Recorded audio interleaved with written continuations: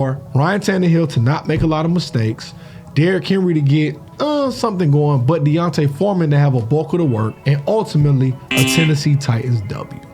Look for Aaron Rodgers to have another astounding performance, solidify his MVP campaign, and take Green Bay to the next round. But these two teams meeting up in the playoffs, I think the Rams have not only the momentum, but more incentive to come out and get the W. 20. Stafford going for it all. He's got a wide open man. It's Cooper Kupp who gets. Brady looking the other way. Brady going deep down the right sideline for Evans. He makes the catch. He's in for the score. Brady's going to hand it off. It's Fournette. He's going to take it to the end zone. Stafford deep downfield. He's got Kupp again. We're saying bye to Brady for the rest of the year. Boots it through. Give me Kansas City, Big Red, and the Jet to take off. Fires it. It's a wide open. Remarkable. Touchdown. It's Hill. He might be gone. He is. Kansas City takes the lead with a down the middle to the end zone, and there it is! Looking to the end zone for the win! He caught it! Ball game! Chiefs to the championship game! These two guys know each other! Game number 1 on the slate, we got the Cincinnati Bengals versus the Kansas City Chiefs. And I would like to formally welcome you to the Big 12 championship game. This game is going to feature less defense, but the most offense on the slate. Both quarterbacks are big time. Both receiving cores are big time. Both backfields are super productive.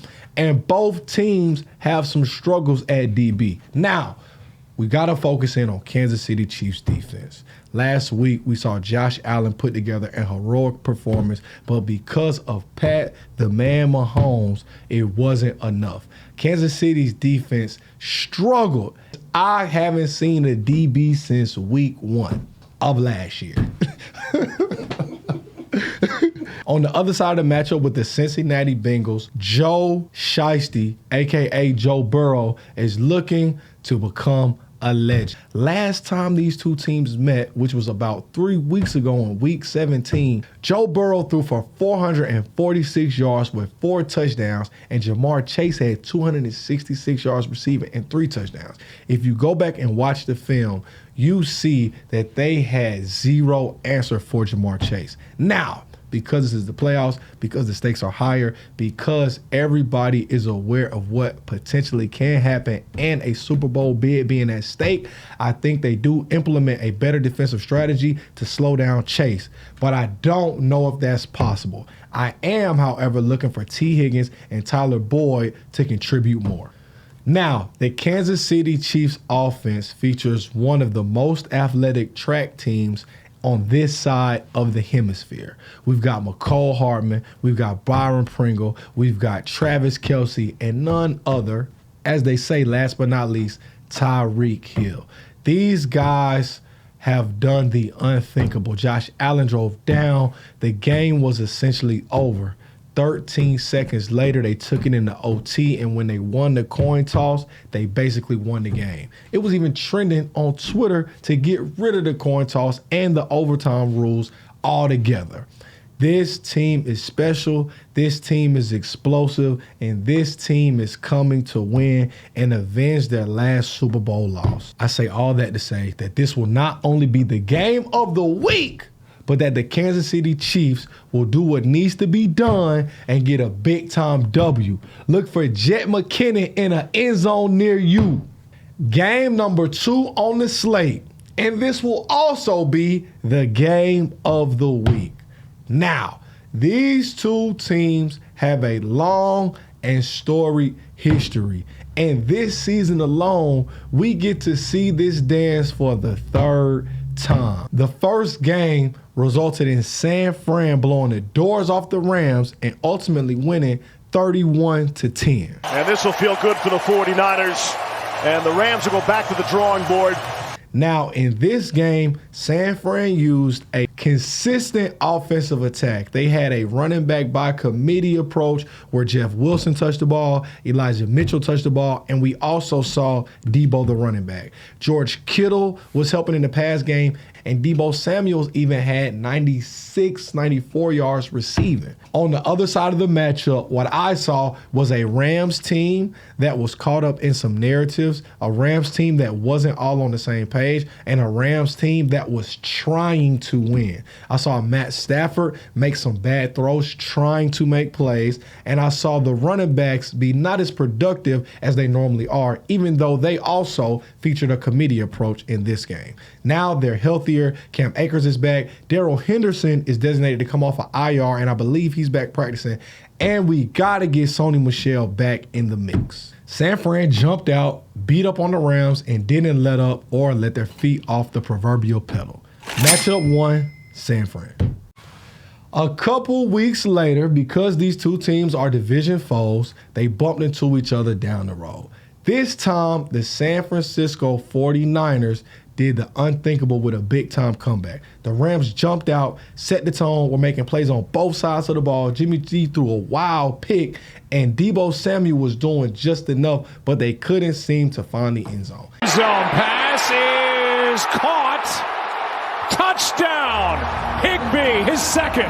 He got bothering him now. And then Debo threw a touchdown pass, and the San Francisco 49ers were rolling. He gets it, gonna throw it, wide open, touchdown, 49ers. And it seemed as if the Rams were finally going to knock off the San Francisco 49ers.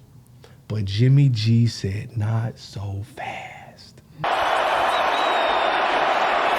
Pass is caught, Jennings, touchdown, 49ers. Pass is caught, Jennings, his big day continues. Yard try by Gold. What a game Robbie Gold has had. In the end, it went to OT. The Rams did just enough, kicked the field goal, and at the time, knocked the NFC West division crown off of the Rams. But later in the day, the Seattle Seahawks will upset the Arizona Cardinals, and Sean McVay and Matthew Stafford will get their West title. And now we are here. You can hop out of the time machine and post up on set with your boy. Listen, this is the third meeting between these two teams, and a recurring theme that we've seen in these playoffs is a team's inability to beat a team that they lost to earlier in the year. And I think this game will be no different. There's too much at stake. The Rams have too much star power, and they're rolling on both sides of the ball. I think that San Fran will do a great job of establishing the run. I think they will be physical. I think they will set a good tone. I think the defense will play with a lot more confidence.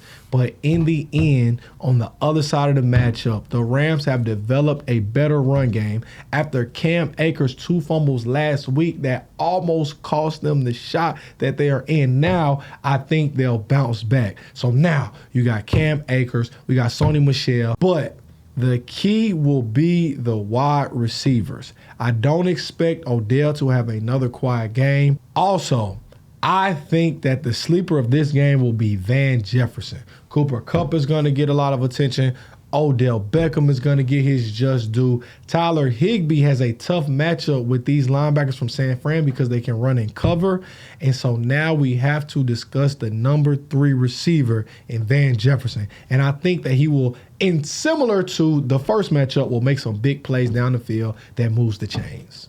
Now, with all that being said, I have to make a decision, and I think if you've been listening to the information that I provided, then you know that I'm putting my chips on Sean McVay, Matthew Stafford, Aaron Donald, Von Miller, Jalen Ramsey, and the LA Rams to punch their ticket to the Super Bowl.